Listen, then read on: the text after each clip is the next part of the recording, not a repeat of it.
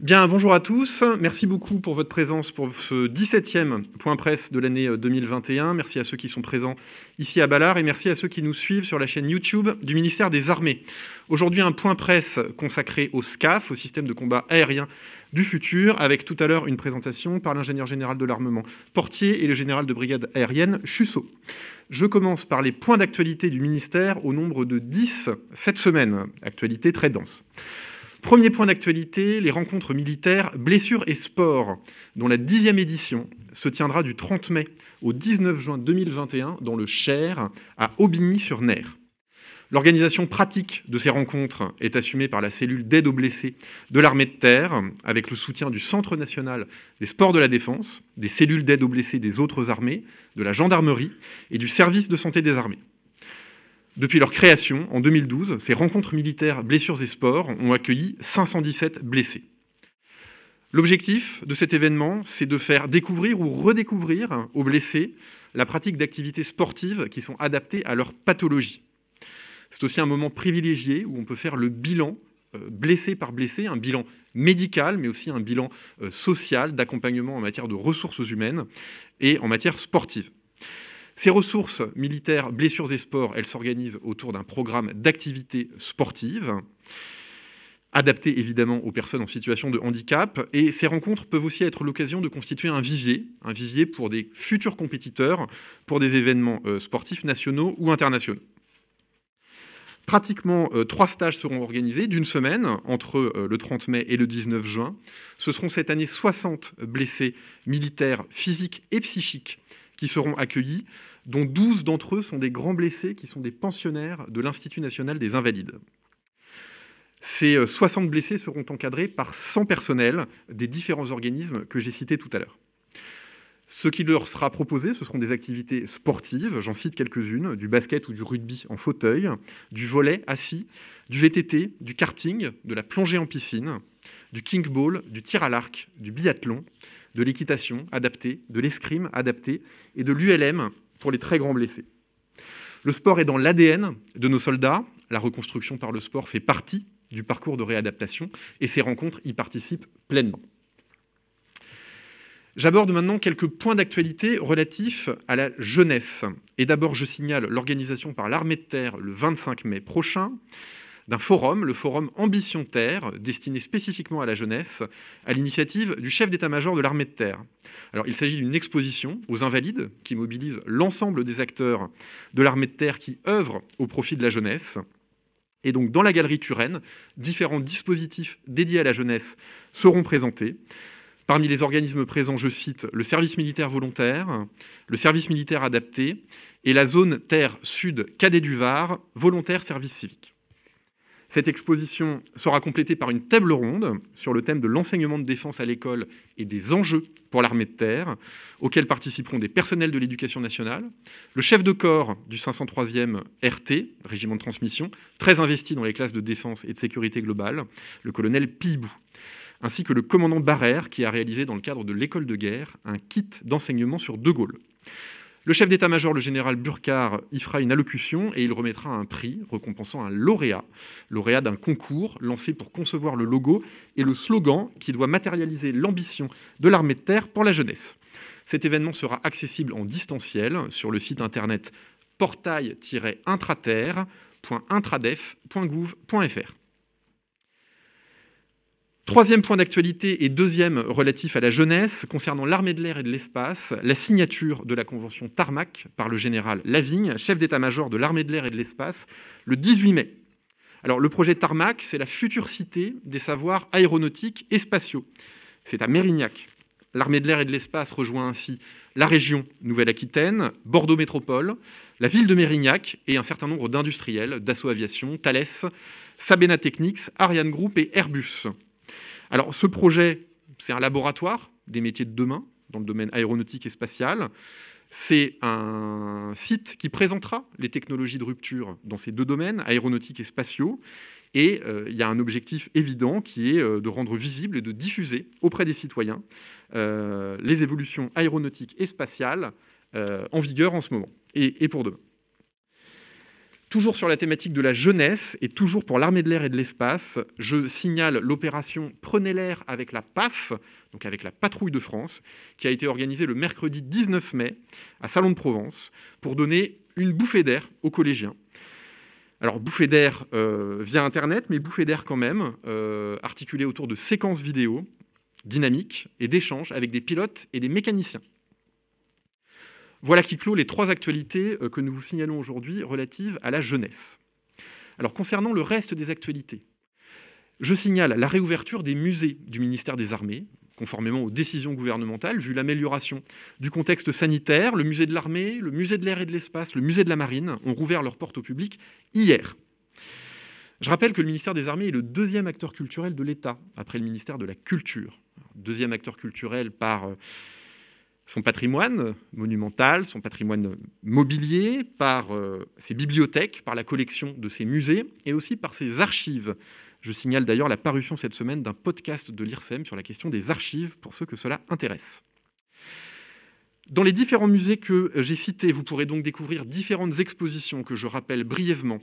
Au musée de l'Armée à Paris, l'exposition « Napoléon n'est plus » du 19 mai au 31 octobre, une exposition autour de 250 œuvres mêlant des beaux-arts, des archives et des objets d'art populaire qui reviennent sur les grands sujets qui entourent la disparition et l'héritage de Napoléon.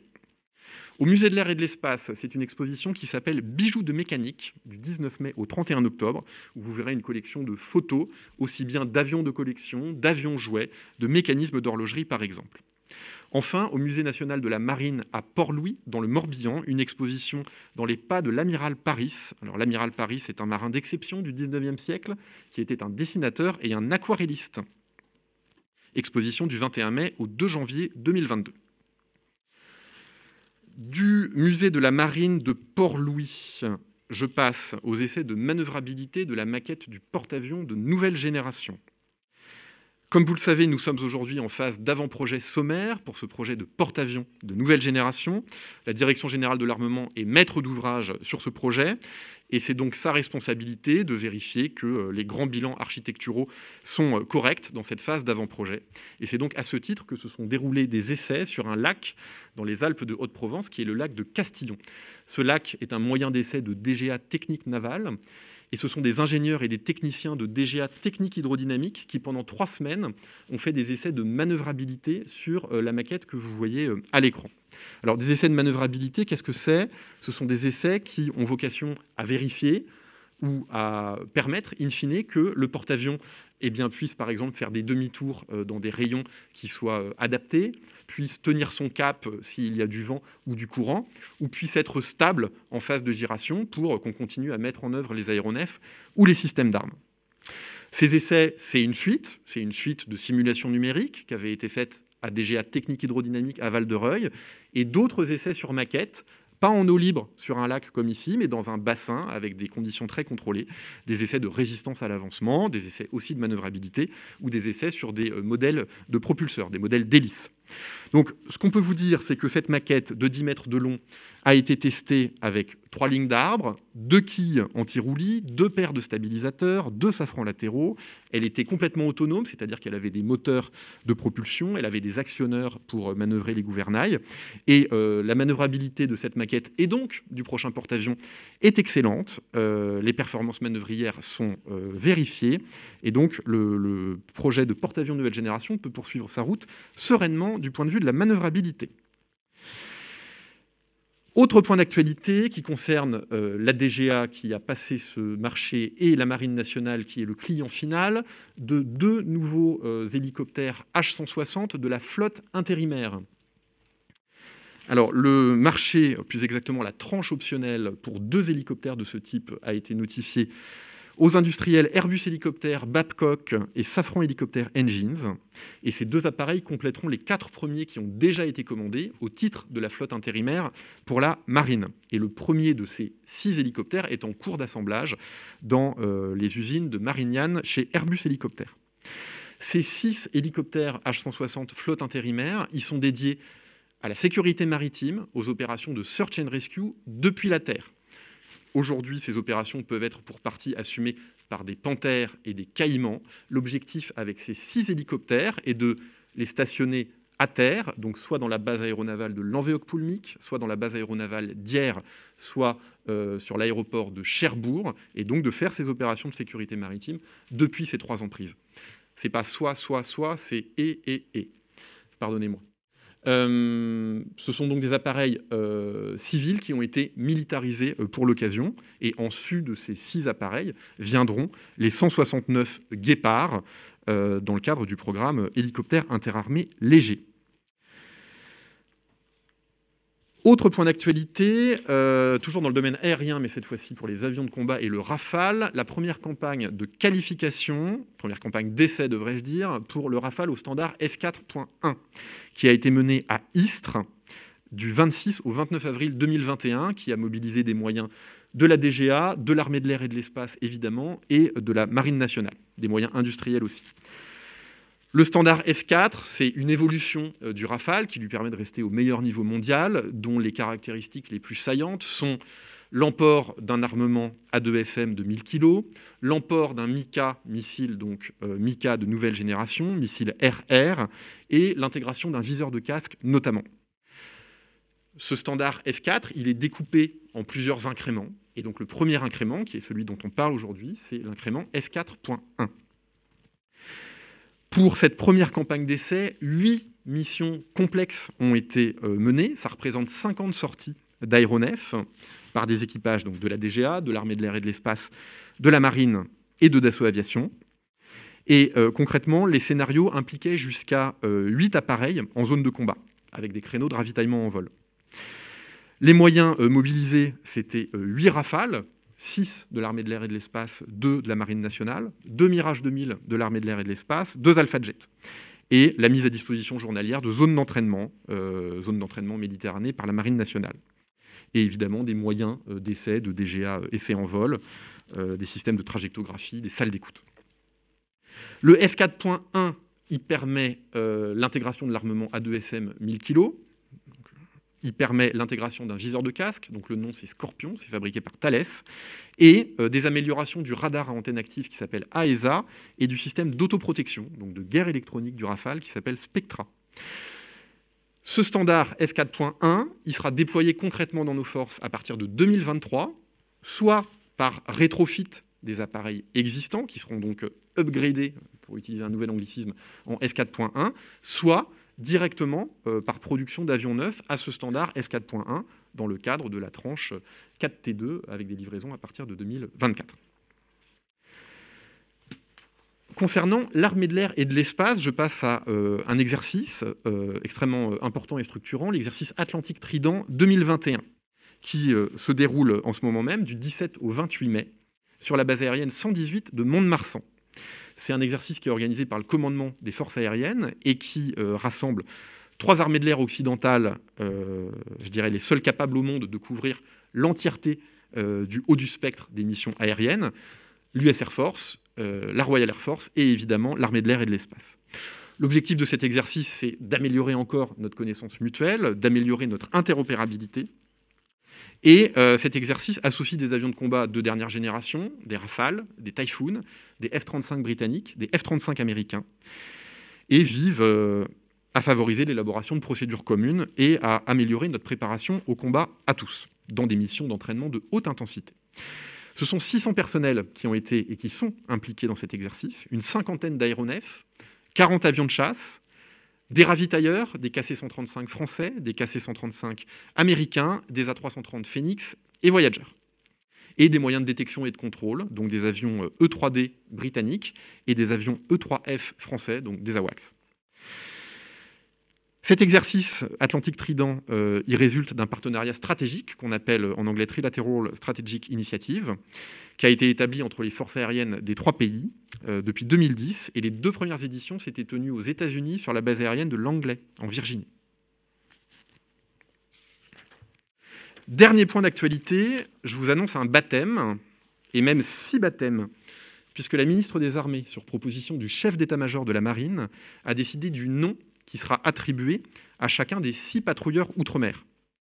Je rappelle que les patrouilleurs outre-mer ont été commandés au titre de la loi de programmation militaire en 2019 et qu'ils seront livrés à la Marine nationale entre 2023 et 2025, en remplacement des anciens patrouilleurs de 400 tonnes, les P400. Cette commande, elle a été passée à un groupement industriel entre Socarénam et CNN-MCO. Alors, ces patrouilleurs outre-mer, ils rempliront des missions de souveraineté, des missions de protection de nos zones économiques, des missions de lutte contre le narcotrafic et des missions de police des pêches. J'ai donc le plaisir de vous annoncer que les noms de ces bateaux seront ceux de grands héros ultramarins de la France libre, qui sont des compagnons de la libération. Ces 6 patrouilleurs outre-mer, ils seront basés pour 2 d'entre eux en Nouvelle-Calédonie, à Nouméa, pour 2 d'entre eux à Port-des-Galets, à La Réunion, et pour les 2 derniers, en Polynésie française, à Papeete. Le premier de ces patrouilleurs outre-mer sera livré en 2023 et basé en Nouvelle-Calédonie, et portera le nom d'Auguste Bénénic, qui est un natif de Nouméa. Il sera suivi par le Jean Tranap. Ceux destinés à la Polynésie française seront baptisés Terriero à Terriero Terrail et Philippe Bernardino. Enfin, les 2 patrouilleurs outre-mer basés à La Réunion seront dénommés Auguste Téché et Félix Eboué. La classe des patrouilleurs outre-mer portera le nom de Félix Eboué, en hommage à ce résistant guyanais de la première heure, qui est une figure du ralliement de l'Afrique équatoriale française en 1940 à la France libre. Voilà qui conclut les points d'actualité de la semaine du ministère des Armées. Je prends dorénavant les questions. Monsieur Tanguy. Oui, j'ai 3 questions sur 3 points d'actualité. Le premier sur les H160. Jusqu'à maintenant, le ministère des Armées avait évoqué une location de ces appareils. Or, la manière dont vous le présentez semble sous-entendre qu'ils sont achetés, ce qui n'est pas tout à fait la même chose. Donc, est-ce que vous pourriez être un peu plus précis sur ce point et éventuellement aussi sur la répartition des appareils sur le territoire national?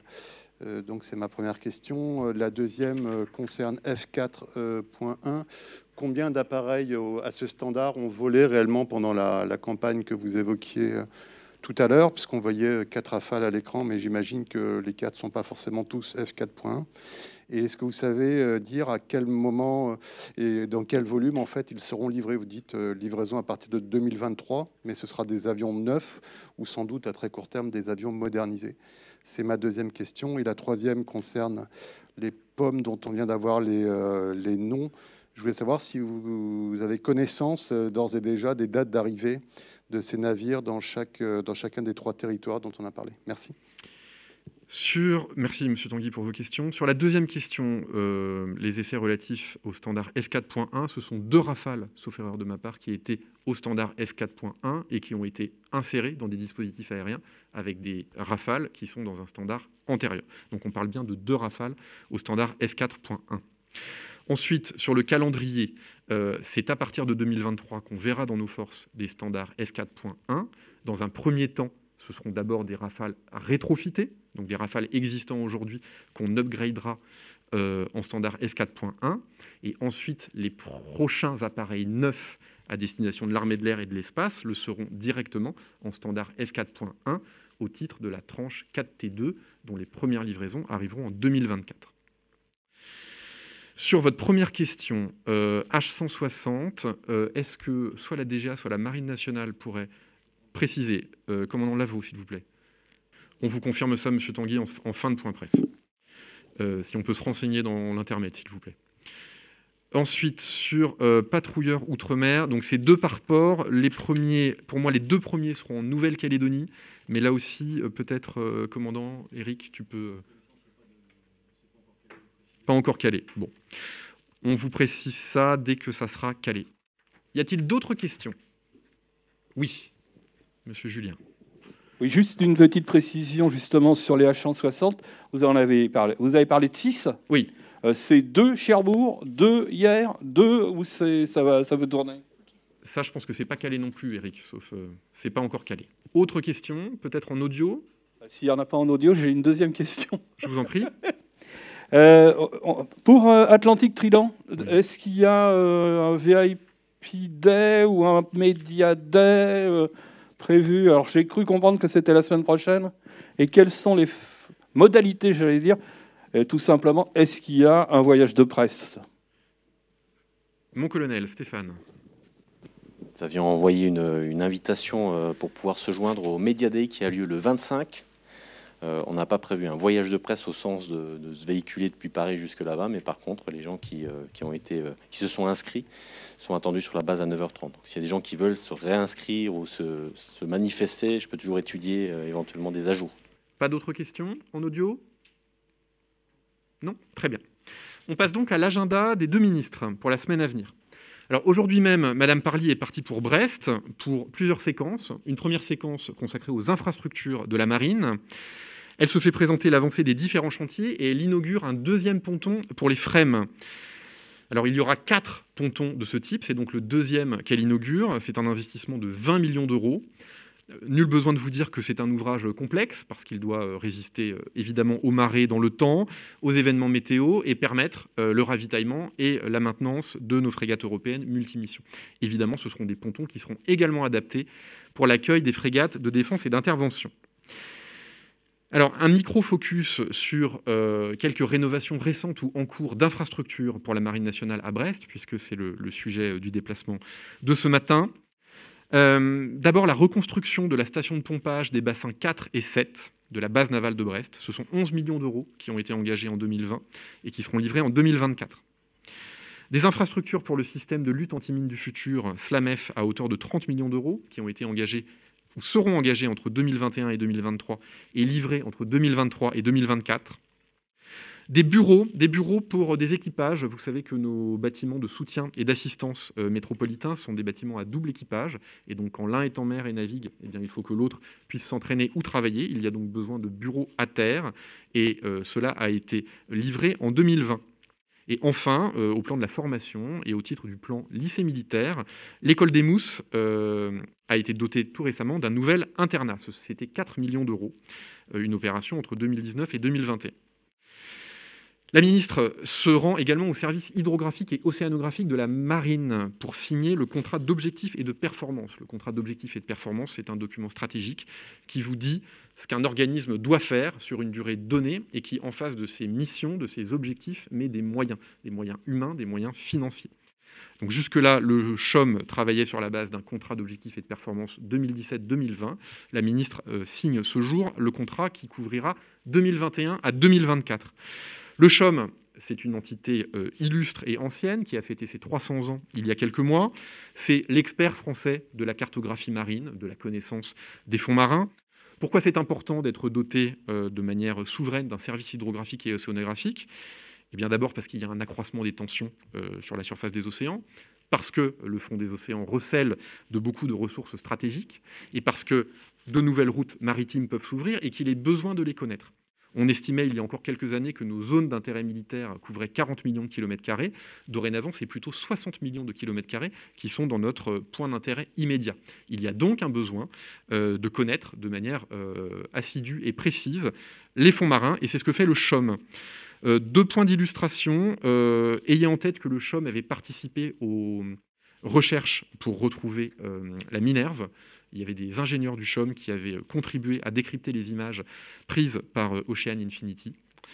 Et d'autre part, au moment de l'opération Amitié, suite à l'explosion qui avait ravagé Beyrouth, 4 personnels du CHOM s'étaient rendus à Beyrouth pour cartographier le port dont les fonds avaient évolué suite à cette explosion.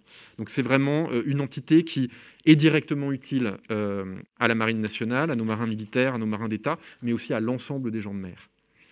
Cet après-midi, la ministre est à l'île Longue. L'île Longue, vous connaissez tous, base d'accueil de nos SNLE, en permanence un SNLE en patrouille à la mer pour un maximum de 90 jours. Toutes les 7 semaines, un SNLE part de l'île Longue en patrouille, prêt à exécuter l'ordre de tir du président de la République. La ministre inaugure une nouvelle station de pompage. Alors, j'ai parlé d'autres stations de pompage pour des bassins plus petits. Cette fois-ci, c'est la station de pompage pour vider les bassins de carénage de nos SNLE. Quand on fait des opérations de maintenance, on met nos SNLE dans des bassins qu'on remplit en eau à la base et qu'il faut ensuite vider pour pouvoir nettoyer la coque et procéder à un certain nombre d'opérations de maintenance. Cette nouvelle station de pompage permet de vider, pour vous donner un ordre de grandeur, une piscine olympique en 10 minutes.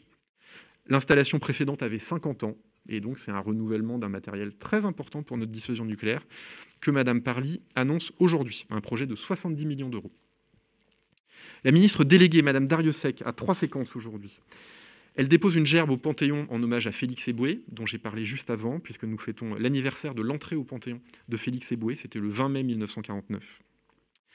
Elle remet ensuite les prix des héritiers de mémoire au Panthéon. Les héritiers de mémoire, c'est une initiative de la DPMA qui vise à favoriser des actions dans les publics scolaires sur les questions mémorielles. Et donc cette année, il y a un accent particulier qui est mis sur la mémoire et le cinéma et la diversité.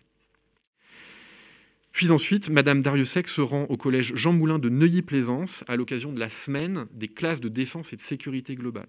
Donc souvenez-vous, les classes de défense et de sécurité globale, c'est un dispositif qui existe depuis 2005 et qui vise à faire découvrir le monde de la défense au public scolaire, essentiellement des élèves de 3e. Et donc ça passe par des rencontres, des militaires qui viennent dans des classes, des militaires qui accueillent des collégiens sur une base aérienne, dans un régiment ou dans une base navale. Et aujourd'hui, nous avons 370 classes de défense et de sécurité globale en France, ce qui représente 9250 jeunes qui sont touchés en permanence par ces classes de défense et de sécurité globale. Je bascule à la semaine prochaine et au mardi 25 mai, la ministre s'entretiendra avec le chef d'état-major des armées libanais, le général Aoun. Des liens très forts entre les armées françaises et libanaises, des liens historiques, des liens d'amitié, des liens de confiance. J'ai parlé de l'opération Amitié tout à l'heure. C'est une opération qui avait été initiée par le président de la République le 4 août 2020. 750 militaires ont été déployés, 1200 tonnes de fret humanitaire ont été dispensées et 8 projections d'avions ont été réalisées, ainsi que l'envoi du porte-hélicoptère amphibie Tonnerre. Les missions sur place ont été variées, le déblaiement du port, l'acheminement de vivres et des chantiers en ville. Après 1 mois et demi de présence sur place, l'opération Amitié s'est close le 22 septembre 2020. Toujours mardi 25 mai, la ministre déléguée, Madame Darrieussecq, de son côté, inaugurera des bâtiments rénovés à l'école militaire. L'école militaire, vous le savez, est classée au monument historique depuis 1990. Il y a une quarantaine de bâtiments sur cette emprise, tous construits soit au XVIIIe, soit au XIXe siècle.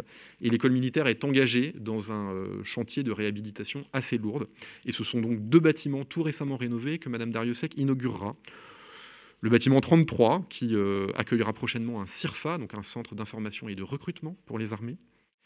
Travaux à hauteur de près de 8 millions d'euros. Et un deuxième bâtiment, le bâtiment 43, qui accueillera dorénavant un espace de restauration pour les personnels du site, à hauteur de 7,5 millions d'euros. Je passe au mercredi 26, matinée traditionnelle pour la ministre des Armées, qui enchaînera un conseil restreint de défense et un conseil des ministres, et qui ensuite participera aux questions au gouvernement au Sénat. En fin d'après-midi, elle s'entretiendra avec son homologue roumain, M. Nicolae Ciuca, pour évoquer les enjeux de la défense européenne et notre relation bilatérale. Le lendemain, le jeudi 27, la ministre des Armées se déplacera avec le ministre de l'Éducation nationale, M. Blanquer, au lycée militaire d'Autun, dans le cadre d'une visite sur l'égalité des chances et les valeurs républicaines dans les armées. Le lycée militaire d'Autun, il accueille 800 élèves, collégiens et lycéens. Je rappelle que nos lycées militaires, nous en avons 6, sont dédiés principalement à l'accueil des enfants de militaires, mais aussi à l'accueil des élèves boursiers. À la suite de cette visite, Mme Parly et M. Blanquer iront à la rencontre justement d'une classe de défense et de sécurité globale au collège Le Chapitre de Chenauve, à Dijon donc. Et pour finir la semaine prochaine, Mme Parly s'envolera pour Lisbonne, où elle participera à une réunion informelle des ministres de la Défense de l'Union européenne. L'objectif, c'est d'avancer sur la 2e brique de la boussole stratégique. Donc souvenez-vous, la boussole stratégique, c'est une sorte de livre blanc au niveau de l'Union européenne. Et cette 2e brique concerne le volet capacitaire. Donc, il y a déjà eu des travaux dans la période récente, coopération structurée permanente, Fonds européen de défense. L'idée est d'aller plus loin, et c'est le message que portera fort Mme Parly auprès de ses homologues. Elle aura également un certain nombre de réunions bilatérales en marge de cette réunion de l'Union européenne, et notamment avec la ministre belge. Voilà qui conclut les points d'actualité, les agendas de Mme Parly et de Mme Darrieussecq. Auriez-vous des questions relatives à ces agendas? J'avais juste une petite précision à apporter, puisqu'on parlait de Félix Éboué. Les enfants aussi ont été remarquablement engagés pour la libération de la France dans la première DFL. Et aussi Charles Éboué, j'ai eu la chance de rencontrer, qui était son fils, et qui a appartenu au groupe Lorraine. Voilà, le 342e Squadron RAF. Nous y sommes. Merci beaucoup pour ce rappel historique, Monsieur Julien. Merci. Alors, question, sinon on y reviendra plus tard. Bonjour, j'avais une question concernant le SCAF. Oui. Je voulais savoir en quoi consistait l'accord trouvée entre les industriels Airbus et Dassault concernant les droits de propriété intellectuelle et notamment ces fameuses notions de background et foreground qui avaient été évoquées. Merci beaucoup, monsieur, pour votre question. Je vous propose qu'on y réponde dans le cadre de l'exposé qui va commencer maintenant, puisque c'est précisément le thème de ce point presse que j'introduis très rapidement. Le SCAF, c'est un projet initié par le président de la République et la chancelière Merkel à l'été 2017, qui a connu des étapes successives et qui a franchi une étape importante en début de semaine, puisque un accord a été obtenu entre les États France, Allemagne et Espagne pour avancer et avoir un démonstrateur, donc un prototype de SCAF qui vole en 2027 et un SCAF pleinement opérationnel en 2040. Donc c'est le résultat de discussions menées par les équipes de la DGA, par les équipes des armées en France et leurs homologues allemands et espagnols. Nous avons donc maintenant des accords internationaux que dans notre jargon on appelle des arrangements étatiques. Et donc cet accord écrit, il doit maintenant cheminer dans nos processus formels de validation et de signature. Le processus est très clair pour ce qui concerne la France. Côté allemand, il est très clair aussi. Il se terminera par un passage au Bundestag, comme vous le savez, prévu à la fin juin. Donc nous devrions avoir ce fameux arrangement, cet accord écrit, signé entre les États fin juin, début juillet. Mais le contrat suivra peu de temps après. Voilà, j'en dis pas plus. Je vais maintenant passer la parole à l'équipe de programme qui gère au quotidien le projet SCAF, donc l'ingénieur général de l'armement Eva Portier, au nom de la DGA, et le général de brigade aérienne Chusseau, au nom de l'état-major des armées et de l'état-major de l'armée de l'air et de l'espace. Voilà. Donc ils vont maintenant vous faire une présentation et vous pourrez ensuite, mesdames et messieurs, leur poser toutes vos questions. Mon général. Mesdames, Messieurs, bonjour. Donc, comme cela a été indiqué, je suis le général Vincent Chusseau, et donc avec l'ingénieur général de l'armement Eva Portier, nous sommes co-chargés du projet SCAF, et c'est à ce titre que nous venons aujourd'hui vous présenter le système de combat aérien futur. Nous serons, comme cela a été indiqué, disponibles pour répondre à vos questions à l'issue. Je vais vous demander la deuxième diapositive de notre exposé, si c'était possible. La deuxième. Merci beaucoup. Donc le projet SCAF, c'est avant tout le projet en coopération franco-allemand-espagnole, dénommé NGWS Within a FCAS ou NGWS, Next Generation Weapon System. Le SCAF, ou système de combat aérien futur, représente en fait l'environnement global de l'aviation de combat futur, centré sur ce NGWS, comme indiqué sur la diapositive, agrégeant différentes capacités en soutien ou soutenues, que ce soit des avions de combat de génération précédente, le Rafale, l'Eurofighter, des drones, des avions de surveillance, de ravitaillement en vol ou des systèmes de commandement. Le SCAF est donc national et nous préparons un SCAF français, comme les Allemands et les Espagnols préparent un SCAF de leur côté national, centré bien évidemment sur le NGWS en coopération. Alors pour revenir sur la genèse du NGWS, comme cela a été indiqué, son lancement a été décidé lors du Conseil franco-allemand de défense et de sécurité du 13 juillet 2017. Ce projet vise à développer un système de combat aérien de nouvelle génération à l'horizon de 2040 pour une première capacité donc opérationnelle. L'objectif est de renouveler progressivement les capacités de l'aviation de combat des différentes nations participantes, que ce soit le Rafale pour la France, l'Eurofighter pour l'Allemagne ou l'Espagne. Il répond donc à une exigence très forte de supériorité opérationnelle, notamment avec le volet technologique, sur nos adversaires et compétiteurs, et également une exigence industrielle de consolidation des bases industrielles et de technologie de défense européenne. Alors la dimension européenne de cette coopération a été renforcée avec l'entrée de l'Espagne, comme vous le savez, dans le projet et la signature par les 3 ministres en juin 2019 au Salon du Bourget de l'accord cadre qui a permis de lancer les études communes du NGWS en fixant une trajectoire jusqu'en 2030. Sur le plan opérationnel, l'Espagne a été impliquée dès les premiers travaux de réflexion conceptuelle permettant de faciliter la convergence de vues sur le document d'expression de besoins de haut niveau qui est dénommé HLCORD pour High Level Common Operational Requirements Document. Alors, ce document a été co-signé par les différents représentants des 3 nations en mars 2019, c'est-à-dire le chef d'état-major de l'armée de l'air français, le représentant du ministère de la Défense allemand et le chef d'état-major de l'armée de l'air espagnol. Cette expression de besoin décrit le contexte opérationnel prévisible auquel nos forces devront faire face en 2040 et dans les décennies qui vont suivre. Il devra bien évidemment être ajusté Mais nos réflexions nationales les plus récentes, comme l'actualisation en 2021 de la revue stratégique de défense et de sécurité nationale, confirment bien les tendances identifiées.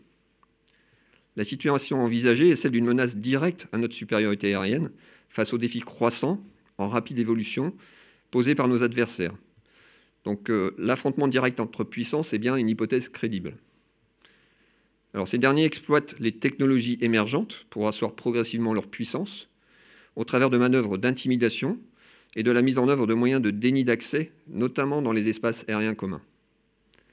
Dans ce contexte, le système de combat aérien futur et en son cœur le NGWS apporte une réponse crédible au défi crucial de l'acquisition et donc du maintien de la supériorité aérienne dans le futur. Alors, le projet a été conçu dès le départ comme un projet global, au travers d'une approche système de système, afin de pleinement exploiter ce que nous dénommons communément le combat collaboratif aérien connecté. Il vise ainsi au développement d'un nouvel avion de combat, comme vous le savez, le NGF ou New Generation Fighter, de drones d'accompagnement que l'on a regroupés sous la dénomination Remote Carrier. Alors, c'est un ensemble de capteurs, d'effecteurs déportés, et puis d'un cloud de combat destiné à faire fonctionner de façon optimale tous ces vecteurs en réseau. Alors, pour entrer un petit peu plus dans le détail, donc le NGF, ou l'avion de combat de nouvelle génération, tirera tout le bénéfice des progrès offerts par l'intelligence artificielle au sein d'une interface homme-système adaptée, afin de modifier l'équilibre tactique à notre avantage. L'opérateur humain assumera toujours le contrôle des phases d'engagement et ses responsabilités opérationnelles dans le respect des règles éthiques qui sont définies dans le cadre ministériel, mais avec une perception encore bien plus fine de son environnement, grâce à tous ces atouts liés notamment à l'intelligence artificielle. Le système permettra de libérer l'homme des tâches basiques pour le laisser concentrer ses ressources sur les champs d'action à haute valeur ajoutée. Le but est d'accroître in fine sa maîtrise, sa capacité de décision et son efficacité. Je vais passer maintenant au Remote Carrier, ou vecteurs déportés, qui accompagneront et soutiendront le NGF dans ses missions les plus complexes, évitant ainsi d'exposer des vies humaines. Alors, de plus ou moins grande taille, ils seront largués en vol pour certains, à partir du NGF notamment, ou décolleront d'une plateforme terrestre ou maritime avant de passer sous contrôle du NGF. Ils permettront de créer des effets disruptifs complémentaires, détection, localisation, leurrage, neutralisation. Ils iront plus loin, puisque l'emploi de Remote Carrier aux côtés du NGF permettra également de retrouver des effets de masse et de concentration, capables de saturer les systèmes intégrés de défense aérienne ennemis, et d'opérer avec agilité sur des théâtres d'opération bien plus vastes. Enfin, le troisième composant donc, du NGWS, le cloud, sera l'épine dorsale du combat collaboratif connecté du futur.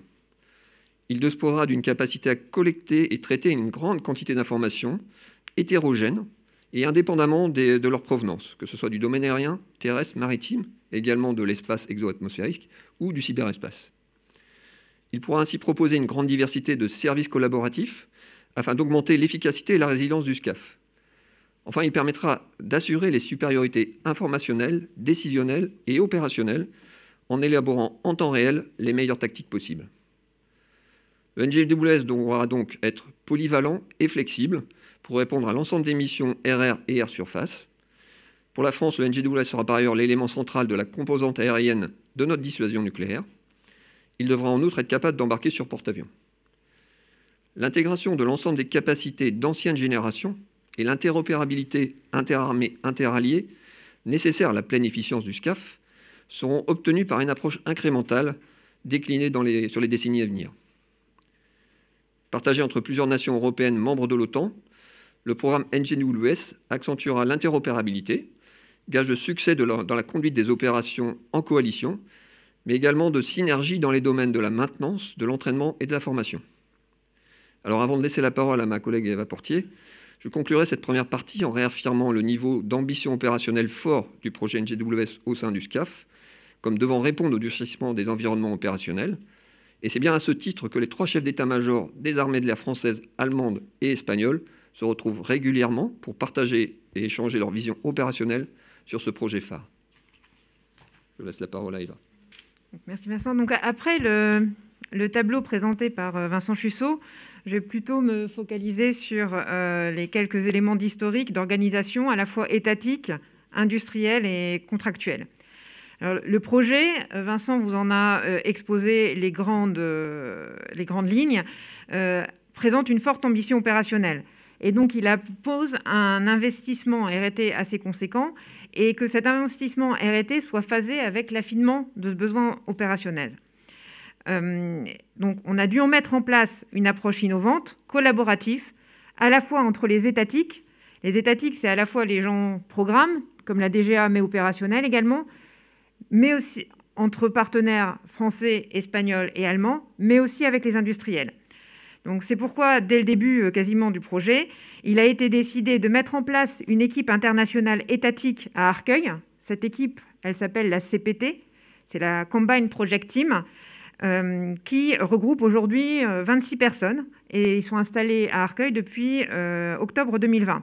Alors, c'est une équipe trinationale et elle a donc il y a des Français, des Allemands et des Espagnols, et elle a une particularité par rapport typiquement aux équipes qu'on voit dans les organisations internationales, c'est qu'elle a une jambe, on va dire, programmatique et une jambe opérationnelle.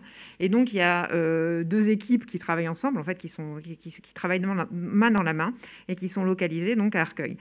Et en plus de cette équipe étatique, très rapidement ont été mis en place des contrats pour à la fois préciser le besoin opérationnel, parce qu'au-delà des concepts présentés par Vincent, il fallait affiner, définir des performances et des caractéristiques militaires précises pour le futur système, celui qui sera mis en place en 2040, mais aussi faire progresser les technologies, parce que considérant l'ampleur du projet, il n'était pas possible de partir un peu à l'aveuglette et de ne pas avoir validé les technologies qui vont permettre d'atteindre les objectifs opérationnels. Alors, du point de vue technologique, vu l'ampleur du projet, on a décomposé le projet en différents grands piliers. Donc, on entend pas mal de termes piliers sur le projet. Donc, il y a le pilier avion de nouvelle génération, le pilier remote carrier, et alors MUT, donc man, unmanned teaming, c'est vraiment toutes les questions de vol en formation, etc. Un pilier moteur, puisqu'il faudra un nouveau moteur pour motoriser le NGF. Un pilier capteur, puisque pour faire fonctionner, pour avoir ce travail collaboratif, il va falloir récupérer beaucoup de données, démultiplier les effets. Et donc ça, il y a des travaux spécifiques à faire. Un pilier cloud de combat, pour tous ces échanges, en prenant en compte la menace cyber, comment partager l'information, la mettre en commun, mais comment la protéger. Et enfin, un pilier technologie de furtivité, donc assez transverse, qui a vocation à alimenter les autres piliers, notamment le pilier NGF ou RC. Au centre, vous voyez un pilier SimLab, qu'on appelle laboratoire de simulation, parce qu'on a souhaité, sur ce projet, combiner, on va dire, la démarche système de bout en bout. Et donc, on va faire un certain nombre de démonstrations matérielles, focalisées sur des vols ou des maquettes au sol ou des travaux au sol, mais aussi il faut simuler et réussir à valider tout l'ensemble du système tel que l'a présenté Vincent. Et donc typiquement, c'est ce pilier SimLab qui va consister à la mise en place de laboratoires de simulation qui vont s'appuyer sur des données qu'on aura récupérées de démonstrations réelles, mais aussi de choses simulées. Donc voilà pour les aspects technologiques. Donc, comme je l'ai dit très rapidement après la décision des chefs d'État de 2017, on s'est engagé afin de notifier deux contrats. Donc un premier contrat qui s'est appelé la JCS, qui est la Joint Concept Study, et dont l'objectif est principalement opérationnel, c'est-à-dire de définir quelles sont les performances qu'on souhaite viser pour avoir les effets opérationnels évoqués par Vincent à l'horizon 2040. Donc tous ces travaux ont été basés sur le HLCORD, le High Level Common Operational Requirement Document. Et là-dessus, il y a tout un travail d'affinage de ces caractéristiques. Cette étude, elle doit prendre fin 2021. Ensuite, en 2020, a été lancé un contrat de R&T, qui est un contrat de phase 1A, qui couvre les 7 piliers que j'ai évoqués et qui initie les travaux de démonstration. Alors, de manière très tôt dans le projet, il était évident qu'il allait falloir des démonstrations en vol qui valideraient les bases du lancement des systèmes opérationnels du SCAF. Donc, ces travaux de démonstration sont typiquement des levées de risque programmatiques essentielles à la bonne réussite des systèmes opérationnels. Alors, de manière un peu concrète, qu'est-ce qu'on a fait dans la JCS? Qu'est-ce qu'on fait dans la phase 1A? Côté JCS, on a identifié des grands types de systèmes, typiquement 3 types de NGF, différents types de remote carrier. Certains sont consommables, d'autres ont la capacité à revenir ou n'ont pas vocation à être consommables. Ils ont des caractéristiques d'allonge, etc., différentes. Et on a regardé quelles étaient les meilleures combinaisons. Et donc au départ, on a 10 combinaisons, on les a affinées pour aujourd'hui en avoir 5. Et ce travail d'affinage va se continuer, mais également se poursuivre pendant tous les déroulements des phases suivantes, puisque le travail va consister à raffiner et avoir quelque chose de plus en plus affiné au fur et à mesure jusqu'au lancement du développement du système opérationnel. Sur la phase 1A, là, on est plus dans une logique arrêtée pour travailler les points sensibles qui sont liés à ces différentes architectures. Et typiquement, aujourd'hui, il y a des travaux qui sont faits sur la définition des formes des démonstrateurs du NGF qui devront être faits. Ces formes, elles vont aboutir à faire des maquettes qui seront lancées en soufflerie et on va vérifier un certain nombre de points d'aérodynamique, etc., pour vérifier quels sont les meilleurs ou de sensibilité qu'on connaît en aérodynamique ou sur un certain nombre de points pour valider en fait les concepts qu'on va retenir. Donc, vraiment, cette logique, elle a deux vocations. La première, comme je l'ai déjà dit, cette phase initiale avait deux objectifs. La première, c'est, comme je l'ai dit, on va dire un objectif technico-programmatique qui est de lever les risques. Mais aussi, elle a permis, on va dire c'était presque une phase d'amorçage, de mettre en place une organisation industrielle et étatique apte à maîtriser la complexité de ce projet. Alors, les industriels ont été appelés via des contrats à discuter ensemble d'enjeux concrets et palpables. Et donc, ces phases ont permis de stabiliser une organisation industrielle. Alors d'abord, chaque nation a désigné un industriel référent national. Il y a eu Dassault pour la France, Airbus GmbH pour l'Allemagne et Indra pour l'Espagne. Alors, ce sont ces trois industriels qui pilotent la Joint Concept Study. Ce sont eux un peu les têtes de gondole sur la JCS. Et ensuite, pour chacun de ces piliers, les industriels ont fait émerger pendant la phase 1A une organisation trilatérale et qui reflète un équilibre entre les partenaires, entre les pays, et les compétences de chacun. Alors, est-ce que vous pouvez, la planche suivante décrit ces acteurs. Donc vous avez, alors là, il y a eu des petites évolutions entre la phase 1 et la phase 1B, donc on va la suivante, donc on passe directement à la suivante. Vous retrouvez ce que j'ai appelé travaux de consolidation du NGWS et de cohérence globale, ça c'est la JCS, vous retrouvez Dassault, Airbus, GmbH et Indra. Sur le pilier NGF, on a Dassault qui était Prime et deux main partners qui sont Airbus GmbH et Airbus SAU, donc la branche espagnole d'Airbus. Le pilier moteur, là, on a en Prime, on a une JV entre Safran et MTU et le main partner est ITP espagnol. Alors, c'est là que je disais qu'il y avait une petite variante, c'est que cette JV a été mise en place assez récemment, mais elle était déjà dans les tuyaux dès le départ. Donc, l'organisation était un tout petit peu différente lors de la phase 1A. Globalement, aujourd'hui, on est sur ce schéma-là.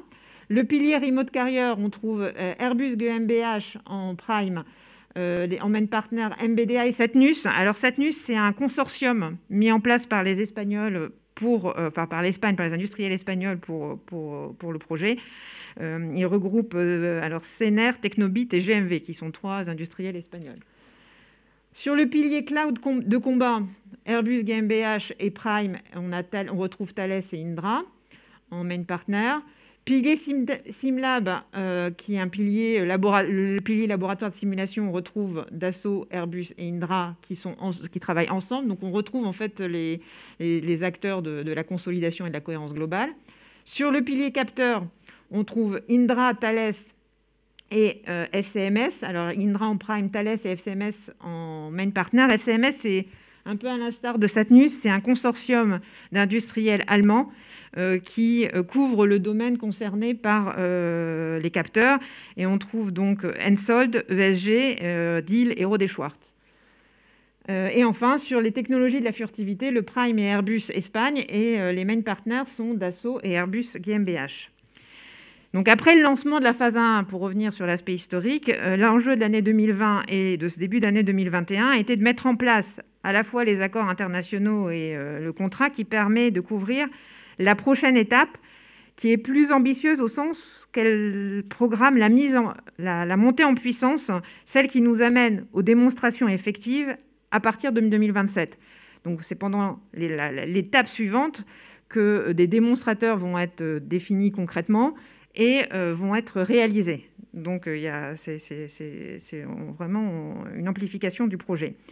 Alors au-delà du défi, on va dire, de technique ou de l'ampleur de l'activité, il y a eu un défi calendaire, hein, parce que la phase 1A s'arrête en novembre 2021, ce qui est assez peu de temps après les élections allemandes. Donc, considérant les règles en Allemagne, il fallait qu'on poursuive, si on voulait poursuivre la dynamique, il fallait accrocher cette échéance. Donc, la nature des travaux, donc aujourd'hui, comme l'a annoncé Hervé Grandjean, un accord entre États a été trouvé pour le lancement de cette étape suivante. Cette étape, en fait, se décompose en deux phases. Ce qu'on appelle phase 1B et phase 2. L'articulation entre ces deux phases interviendra en 2024, mais c'est bien l'ensemble de ces deux phases qui est mis en trajectoire. En ce qui concerne le contenu des travaux, il y a eu beaucoup de réunions de négociation qui ont conduit à identifier des objets ou des objectifs tangibles pour chacun des piliers. Alors, si je prends le cas du MGF, il y aura et des piliers RC, il est prévu d'avoir des démonstrateurs en vol. Donc un démonstrateur pour le pilier NGF et deux démonstrateurs au pilier RC, parce qu'il y a deux types de démonstrateurs qui sont prévus. Je vous ai parlé des démonstrateurs, on va dire, récupérables et des démonstrateurs consommables. Donc il y a ces deux voies qui sont explorées pour valider les technologies qui sont assez différentes selon les deux types de concepts. Dans le domaine très différent du combat de cloud, on prévoit de mettre, et de la simulation, il est prévu de mettre des laboratoires de démonstration, de déployer des laboratoires de démonstration, et pour valider de manière très transverse toutes les performances, et puis de mettre en œuvre les solutions les plus innovantes en termes d'intelligence artificielle ou de simulation. Alors, en parallèle de ça, comme vous le voyez, la case orange reste et elle va se poursuivre pendant tous ces travaux technologiques, puisque c'est bien dans un cadre d'un processus itératif qu'on va raffiner le besoin opérationnel pour lancer la réalisation du système opérationnel, on va dire, à la fin de la décennie. Enfin, l'ensemble de ces travaux seront soutenus par des outils informatiques pour aller, on va dire, dans l'esprit des jumeaux numériques pour assurer la continuité entre piliers. Bien sûr, on ne s'affranchira pas d'essais réels et c'était bien l'objet, c'est bien cette articulation qu'on vise. Donc il y a quelques jours, je ne vais pas paraphraser ce qu'a dit Hervé, il y a un accord qui a été trouvé pour la réalisation de toute cette phase entre les États. Les processus administratifs de validation, les processus de validation par les États se poursuivent avec un jalon notamment au Bundestag fin juin. Et donc, notre objectif est bien d'avoir un arrangement qui pourrait être signé début juillet. Voilà, alors j'ai bien en tête la question sur les IPR. Je ne sais pas comment tu veux organiser. Non, je t'en prie, vas-y, Eva. Alors, si j'ai la question sur les IPR. Donc, les IPR, en fait, c'est un peu comme la question de droit des brevets. La question qu'on essaie qui essaie d'être traitée, c'est qu'est-ce qu'on a droit d'utiliser entre ce qui est mis au pot commun pour le développement du projet, ce qui est produit dans le projet, etc. Donc c'est un sujet un peu complexe. C'est pas très loin du droit des brevets, de la propriété intellectuelle. Donc l'objet des discussions. Alors la question, qu'est-ce que c'est que le background? Le foreground, le background, ça c'est simplement les connaissances antérieures au projet qui sont mises au pot commun pour pouvoir progresser. Et le foreground, c'est ce qui est créé pendant le projet, puisque les gens travaillent, produisent des nouvelles choses, etc. Et donc la question, tous les débats ou toutes les discussions, c'est comment on trouve un point d'équilibre. Alors forcément, dans le background, il y a des choses, c'est des sujets d'assez haute technologie, donc on ne veut pas que ça se diffuse n'importe où. Et de la même manière, on veut pouvoir utiliser, dans un certain nombre de cas, le foreground. Donc tout le débat ou toute la discussion, c'est de trouver un point d'équilibre à la fois entre industriels et à la fois entre industriels et étatiques. Donc je ne vais pas rentrer dans le débat, mais c'est typiquement cette discussion-là qui a eu lieu. Donc je ne sais pas si j'étais très claire sur la distinction background-foreground, mais vraiment c'est bien ça. Background, c'est ce qui chacun apporte en fait sur la table des travaux, et le foreground, c'est ce qui est généré. Donc par moment, c'est assez difficile de distinguer, donc il y a des discussions assez épineuses. Toute honnêteté, c'est quand même des discussions assez fréquentes qu'on a, surtout sur des projets de cette ampleur et des sujets à fort enjeu technologique. Donc, ce n'est pas surprenant qu'il y ait eu ces débats. Et donc voilà. Donc, je ne sais pas s'il y a d'autres éléments à apporter. Mais alors, rentrer dans la teneur de l'accord, ça devient très, très compliqué parce que c'est assez technique. C'est assez juridique. Donc, je préférais ne pas rentrer. Le point, c'est qu'il y a eu un point d'équilibre qui a été trouvé, assurant à la fois l'utilisation du foreground de manière satisfaisante pour tout le monde et protégeant suffisamment le background, considérant les acquis antérieurs de chacun des acteurs. Voilà. Oui, bonjour, Jean-Marc Tanguy. J'ai beaucoup de questions, mais comme les réponses seront courtes, on ira vite. Déjà, un petit basique, en manière de programme d'armement, il y a toujours quand même un petit ciblage budgétaire. Et c'est vrai que depuis qu'on parle du SCAF, on n'a pas eu ce chiffre, c'est-à-dire combien vous entendez dépenser du budget de la défense sur ce programme. Une question qui est un petit peu corollaire. On parle de combien d'exemplaires de ces appareils, à la fois destinés à la marine et à l'armée de l'air, puisque je sais qu'on est encore très loin, évidemment, de l'objet physique, mais quand même, il faut avoir une petite idée de combien d'appareils de ce type succéderont au Rafale et au Mirage 2000. Est-ce que vous envisagez, pour réduire la facture globale, d'utiliser des programmes d'armement qui existent aujourd'hui? Je parle d'armement type A2SM, des missiles de croisière, etc. Ou est-ce qu'évidemment, il faudra lancer des programmes pour accompagner ce SCAF? Et enfin, je terminerai là pour la première salve. Est-ce que vous pourriez me parler des capacités d'Airbus Espagne en furtivité? Parce que moi, je n'en connais pas personnellement.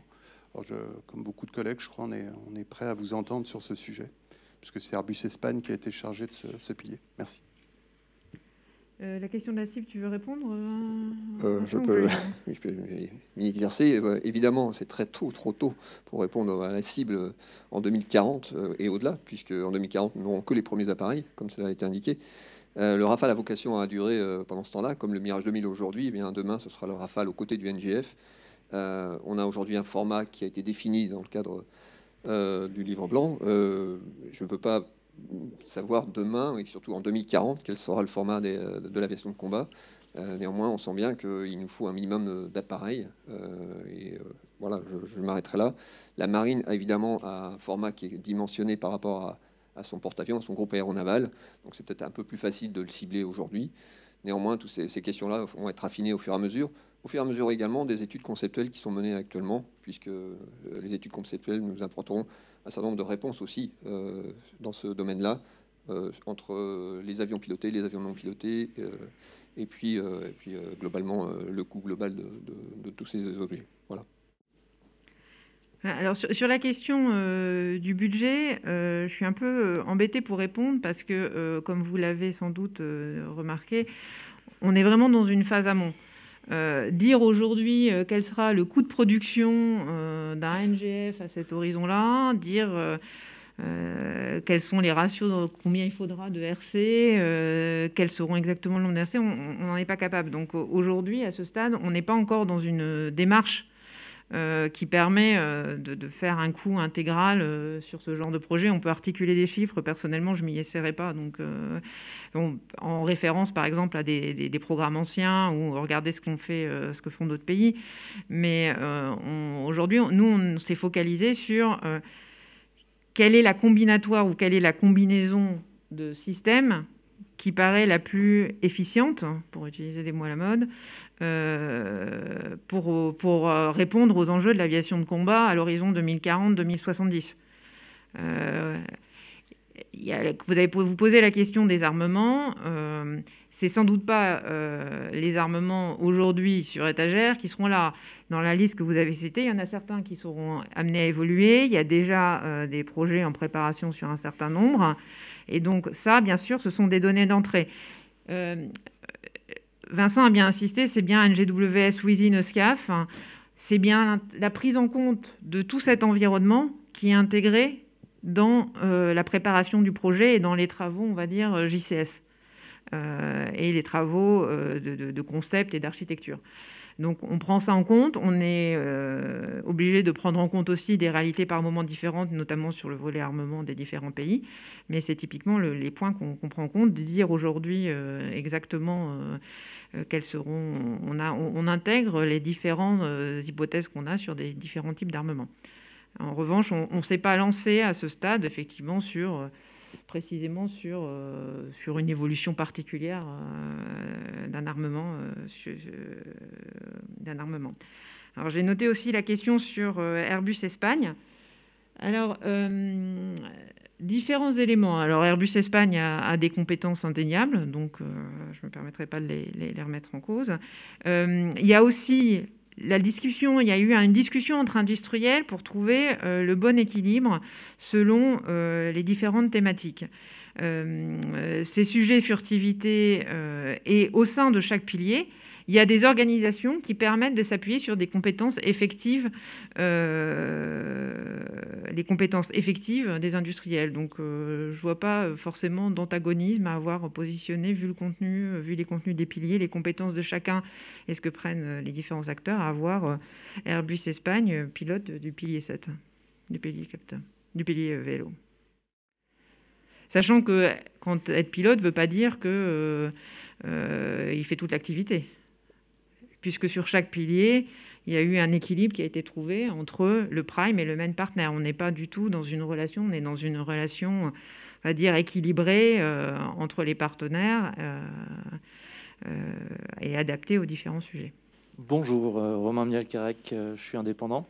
Deux petites questions. La première, est-ce que vous pouvez nous donner quelques éléments de réflexion sur les technologies qui représenterait un vrai bond en avant qu'on ne maîtrise pas encore aujourd'hui et qu'on a besoin de développer pour ce système. Et deuxième question, donc si j'ai bien compris, aujourd'hui, il reste dans les tuyaux 3 avions différents et 5 RC. Est-ce que vous pouvez nous donner des éléments sur ce qui différencie, par exemple, ces 3 avions? De quel type de différence, de nuance entre les 3 on parle? Merci. Alors, je vais répondre sur la première question et puis je te laisserai sur la deuxième. On a déjà toute l'intégration des technologies de l'intelligence artificielle, de la simulation, l'augmentation. On a des gros enjeux autour de tout ce qui est aussi de trouver les meilleurs compromis furtivité, manœuvrabilité.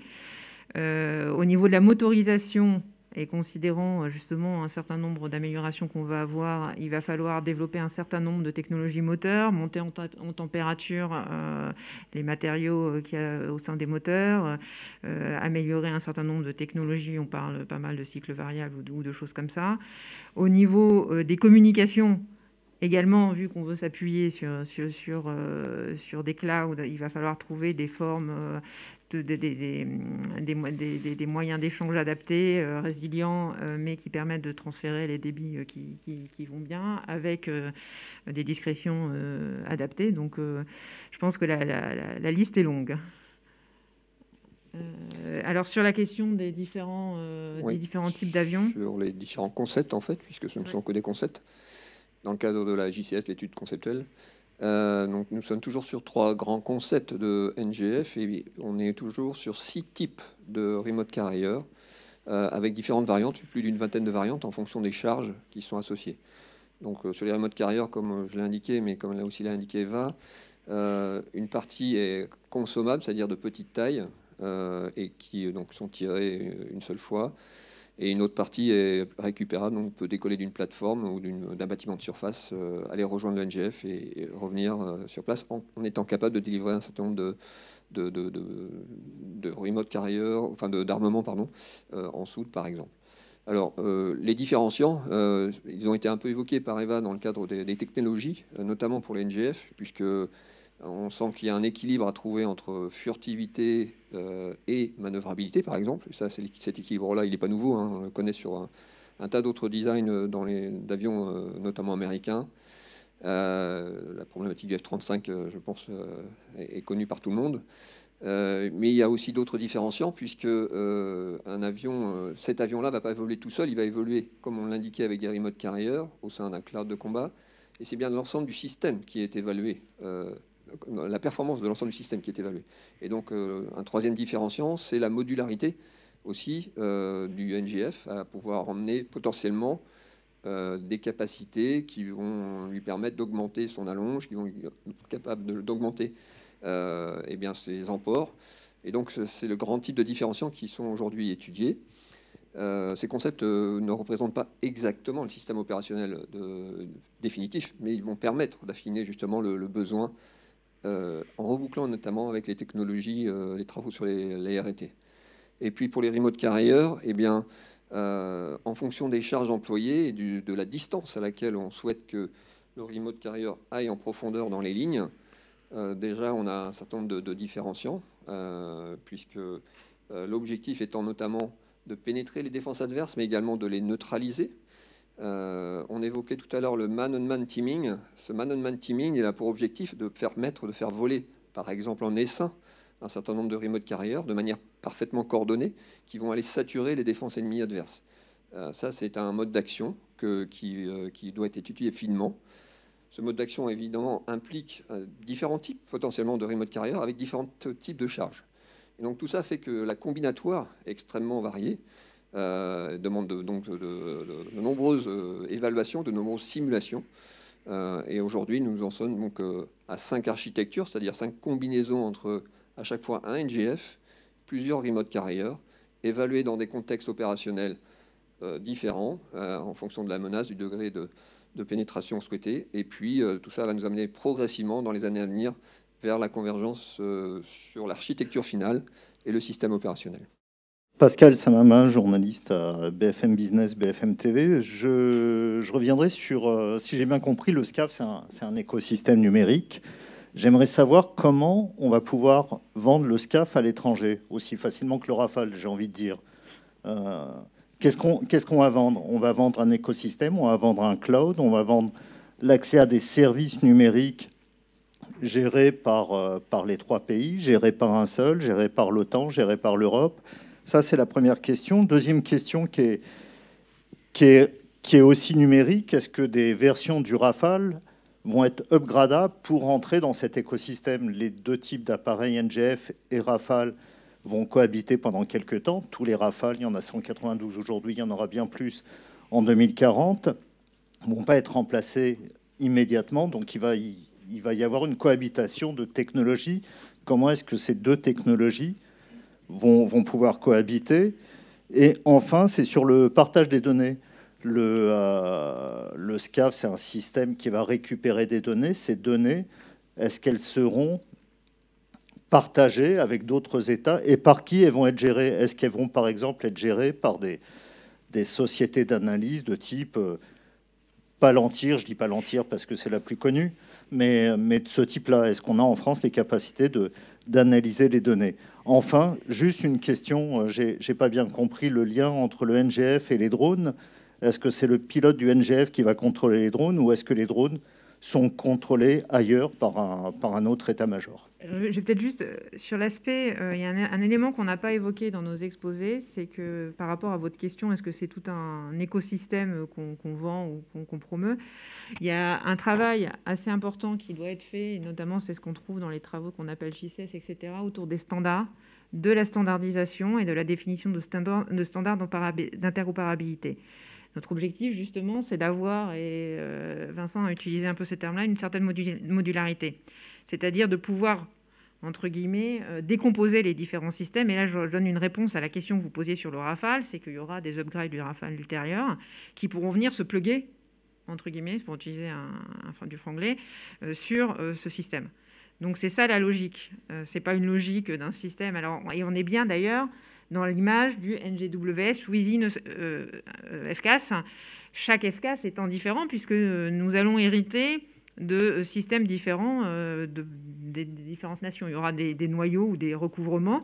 Dans les systèmes aujourd'hui actuels, il y a déjà des recouvrements, mais il y aura forcément des choses différentes. Donc la question centrale, en fait, c'est la définition de standards adaptés, et ça fait partie des travaux. Et d'ailleurs, on a aussi une démarche dans le cadre des travaux autour du FED, etc., à justement développer cette notion et ces critères d'interopérabilité entre nos systèmes, alors que ça soit dans le milieu aérien, dans le milieu terrestre et dans le milieu naval. Vincent, je te laisse peut-être compléter. Oui, alors je pensais, la planche que j'ai présentée est présentée comme des objets physiques, c'est-à-dire que le SCAF, c'est d'abord un ensemble d'objets physiques, un avion piloté, des remote carriers non pilotés, certes, de l'armement, des avions d'ancienne génération, des avions de transport, des avions ravitailleurs, etc. Et donc, le NGWS, c'est d'abord un avion piloté, le NGF, un certain nombre de remote carriers, de vecteurs déportés, je vais revenir dessus, connectés, c'est vrai, par le numérique, pour augmenter leur efficacité. Aujourd'hui, on est capable d'utiliser ce genre d'objets, pas forcément complètement connectés, mais on est capable de les utiliser. Un missile de croisière, quelque part, c'est une première version d'un remote carrier. Alors, je ne vais pas m'appesantir sur la exportabilité. Néanmoins, évidemment, l'objectif, c'est de développer avant tout ces objets qui sont des objets dimensionnants dans le SCAF. Et dans le SCAF, on retrouve également le Rafale. Et le Rafale, comme je l'indiquais, en 2040, il ne sera pas retiré du service. Il continuera d'être apte aux missions de plus haute intensité. Et donc, il évoluera encore. Il aura d'autres standards. On a parlé du standard F4 tout à l'heure. Il y aura d'autres standards pour l'amener à être pleinement interopérable avec le NGF. C'est un objectif majeur pour nous, évidemment, comme l'Eurofighter sera pleinement interopérable avec le NGF. Et puis, il restera là pendant encore quelques décennies. Et au fur et à mesure, une fois que le NGF aura complètement assuré sa montée en puissance, eh bien, il sera peut-être moins apte aux missions les plus contraignantes. Mais aujourd'hui, ce n'est pas l'objectif. L'objectif, c'est vraiment de continuer à faire évoluer le Rafale. Et ensuite, ces questions d'interopérabilité et ces questions de données. Alors, évidemment, il y aura un aspect très important de la gestion du numérique au sein du SCAF et du NGWS. On a parlé d'intelligence artificielle. Et donc, c'est bien l'objectif d'être capable d'être autonome pour gérer tout cela, d'être capable d'être autonome pour non seulement récupérer, stocker, et également traiter ces données. Et de ne pas dépendre d'une entreprise dont on ne maîtriserait pas, évidemment, tous les aspects. Donc c'est l'objectif. Aujourd'hui, eh bien, il n'y a aucune raison de penser qu'il n'est pas atteignable, bien au contraire. Et c'est aussi toute la démarche R&T qui est lancée en parallèle. Et typiquement, ces questions-là, on les aborde aussi. Alors, on s'est plus focalisé sur l'aspect technologique, mais dans les choix, dans les discussions qu'on a, si pour des raisons diverses et variées, on fait appel à des choses plus civiles, se pose la question de comment elles seront robustifiées dans la durée, etc., et comment on prend en compte ce genre de problématiques. C'est bien la nécessité de faire cette démarche, on va dire préalable, avant de se lancer dans la réalisation d'un système opérationnel aussi complexe et sans avoir, on va dire, de vérifier ou caler un certain nombre de ces éléments. Donc on est vraiment encore dans une période d'initialisation et de calage et de prise en compte. Ces éléments-là sont clairement pris en compte. Merci. On va prendre quelques questions en audio. Monsieur Leblanc, vous avez la parole. Oui, bonjour. J'avais une question. À quelle échéance le design du LGF et des remote carriers doit être fixé définitivement? Alors, ça dépend avec quel niveau de précision, en fait. L'objectif de la phase de démonstration, c'est justement d'avoir validé un certain nombre de designs et de technologies. Après cette phase de démonstration, il y aura une phase de définition, développement qui va se lancer pour le système opérationnel. Donc, votre question, j'imagine qu'elle touche plutôt le système opérationnel.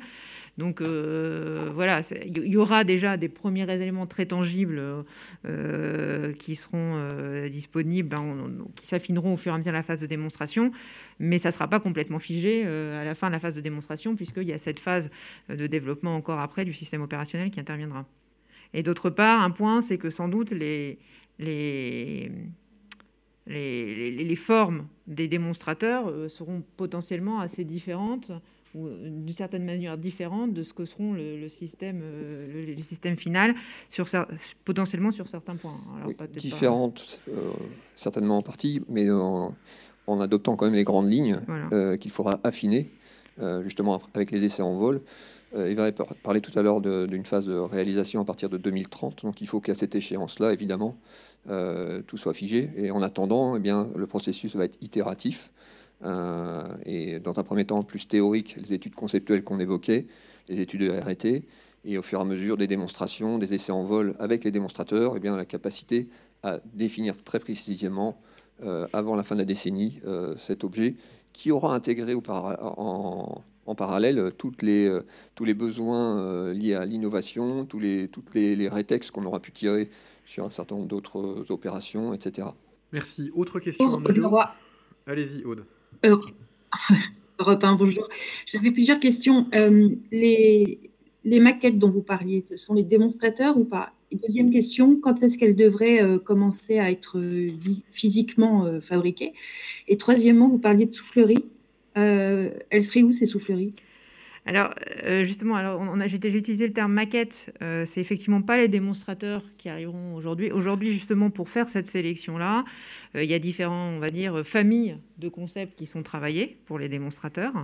Et comme il faut vérifier lesquels sont les plus adaptés, on fait des maquettes donc qui sont, on va dire, qui sont plutôt représentatifs sur un certain nombre d'éléments. Et notamment, on veut tester ou regarder un certain nombre de points d'aérodynamique un peu précises. Donc effectivement, il y a des essais en soufflerie, il y a des qui doivent commencer, qui ont incessamment sous peu et qui doivent être faits cette année, qui commencent dès cette année là, et qui seront faits à différents endroits, notamment à l'ONERA en France, et notamment à l'ONERA. Merci. Monsieur Rapchaud, vous avez la parole. Oui. Vous m'entendez? Je peux poser une question? Oui, on vous entend, Madame Vincent, vous pouvez y aller. Okay. Et après, on prendra Monsieur Rapchaud. D'accord. Juste, je reviens sur les types de remote carrière. Est-ce qu'on a le droit de parler... Question 1, est-ce qu'on a le droit de parler de drones? Est-ce que ensuite vous pouvez préciser ces 6 types? C'est-à-dire à quoi vont-ils servir très précisément? Et dernier point, êtes-vous confiant sur le fait que le Parlement allemand vote le projet? Alors, sur les types de remote carrier, je ne vais pas vous donner le détail, évidemment, puisque ça fait partie de nos travaux, et que ces travaux sont évolutifs, c'est-à-dire que les concepts évoluent au fur et à mesure qu'on avance dans la réflexion. Comme je l'indiquais, il y a des petits remote carrier, donc des objets qui sont plutôt de la taille de quelques centaines de kilos, qui ressemblent parfois à des enveloppes de missiles de croisière. Et donc ça, c'est des objets que l'on maîtrise d'ores et déjà en termes d'enveloppe en tout cas. Mais ce qui est important, c'est aussi la charge et la capacité de voler de manière coordonnée en essaim. Et puis des objets plus gros qu'on étudie, ce qu'on appelle parfois des équipiers loyaux, loyal wingmen.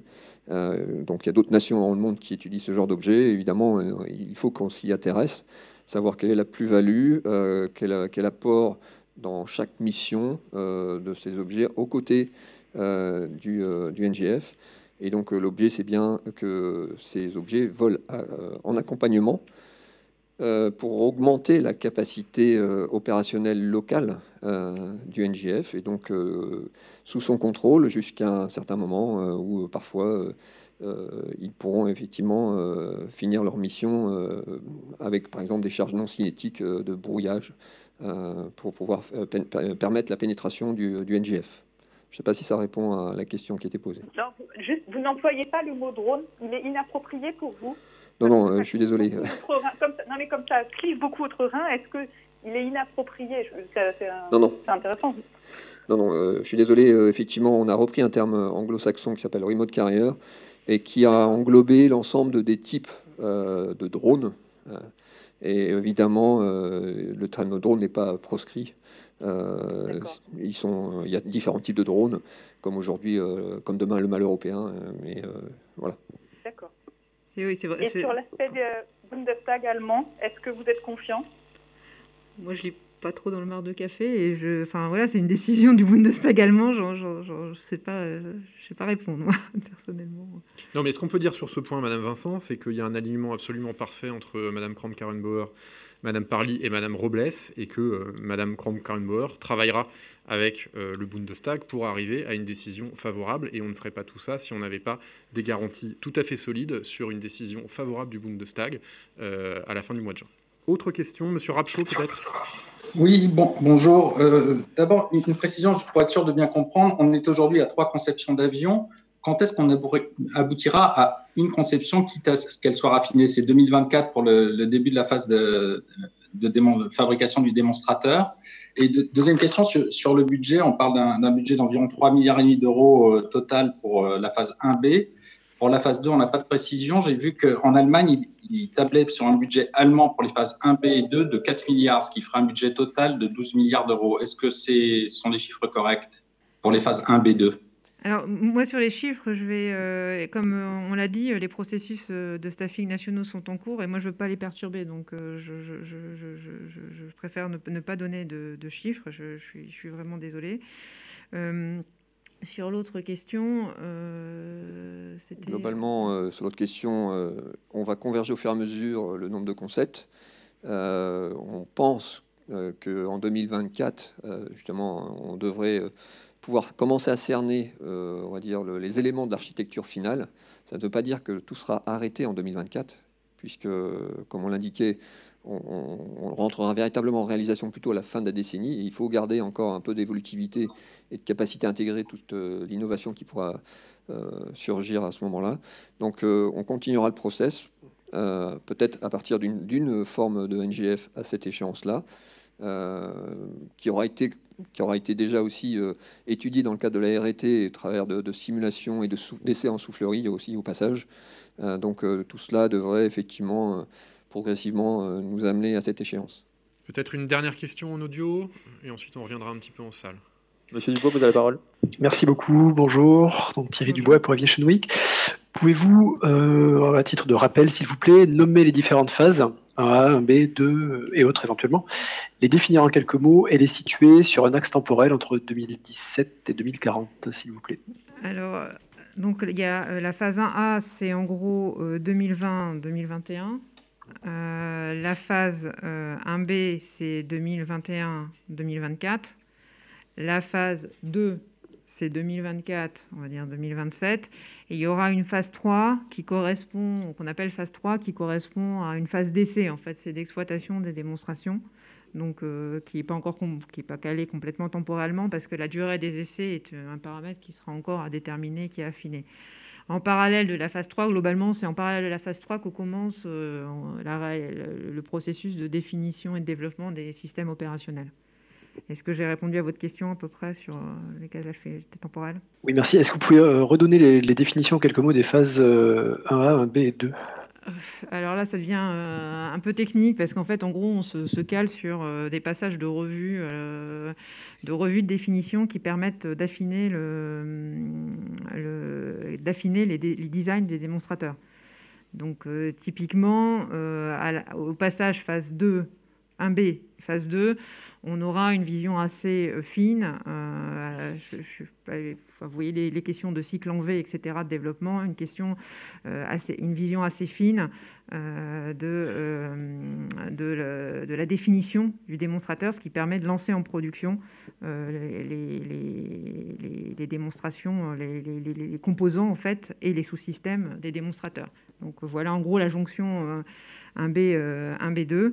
La phase 3, comme je vous l'ai dit, c'est la phase d'essai.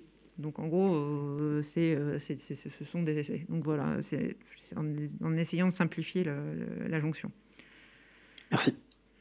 Allez, peut-être deux dernières questions en salle. Monsieur Tanguy. Oui, très rapidement, revenir à la question tout à l'heure sur la différence de version entre l'armée de l'air et la marine. Est-ce que vous envisagez d'avoir des des NGF marines biplaces, par exemple, ou est-ce que ce sera des monoplaces comme pour le Rafale ? Qu'est-ce qui se passera pour l'armée de l'air ? Et donc avoir une petite idée des différences de configuration qu'il y aura quand même entre la version embarquée et la version terrestre par ailleurs. Et petite question technique, est-ce que vous pourriez nous dire qui vous a aidé un petit peu sur cette réflexion sur les droits des brevets ? Est-ce que vous avez fait appel à des cabinets privés ? Est-ce que les industriels ont fait appel Nous, on s'appuie sur les services de l'État. On a des services de l'État spécialisés dans ces questions-là. Donc nous, côté étatique, on s'appuie sur nos services. Mais on peut les nommer un peu pour voir un peu de qui il s'agit, si c'est la direction juridique, on a un DAJ, service, ou... on a un service au sein de la DGA. D'accord, ça marche. Voilà. Merci. Juste pour répondre très rapidement, évidemment, je ne peux pas vous dire que si ce sont des monoplaces, des biplaces, le format à cet horizon 2040, ce que la marine retiendra également. Sur Rafale, par exemple, le choix s'est fait quand même assez tardivement dans le programme.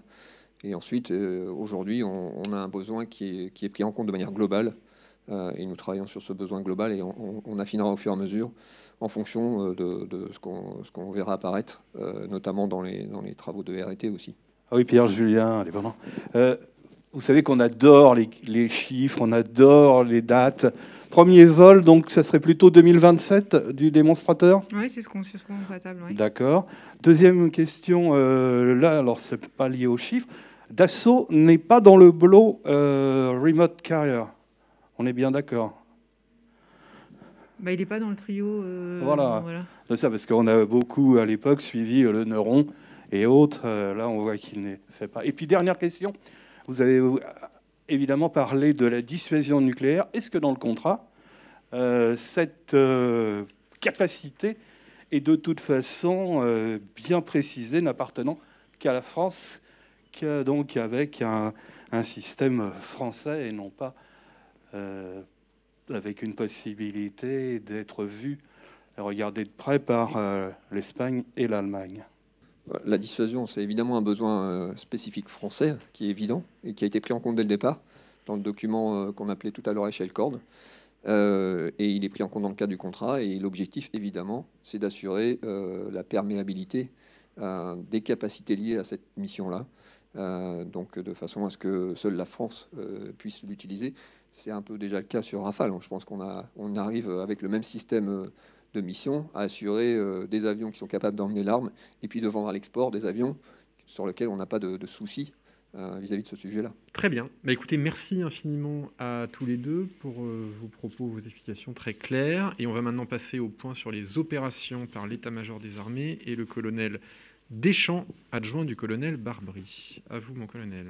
Donc, bonjour à tous. Aujourd'hui, je vais aborder Barkhane, Chamal.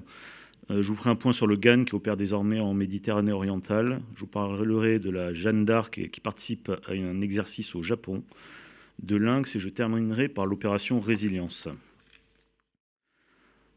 À Barkhane, donc, dans le cercle de Boulikessi, du 10 au 11 mai 2021, le GTD Chimère a réalisé une opération conjointe avec une compagnie des FAMA du camp de Boulikessi. La manœuvre combinée des militaires français et maliens, visant à reconnaître la forêt de Foulseré et ses abords, a surpris et déstabilisé un réseau de membres des groupes armés terroristes, permettant aux FAMA de neutraliser plusieurs membres et de saisir 3 motos, ainsi qu'un dispositif pour engins explosifs improvisés et des ressources logistiques. Cette opération démontre que les FAMA de Boulikessi, accompagnés par la force Barkhane en 2020 pour renforcer la sécurité de leur garnison, leurs méthodes de défense et leurs opérations, contrôlent leur zone avec toujours autant de combativité et de détermination. Du côté de Hombori, dans le but de permettre aux FAMA d'assurer la sécurisation du Gourma en totale autonomie, la force Barkhane investit depuis la fin de l'année 2020 sur la base opérationnelle avancée malienne de Hombori.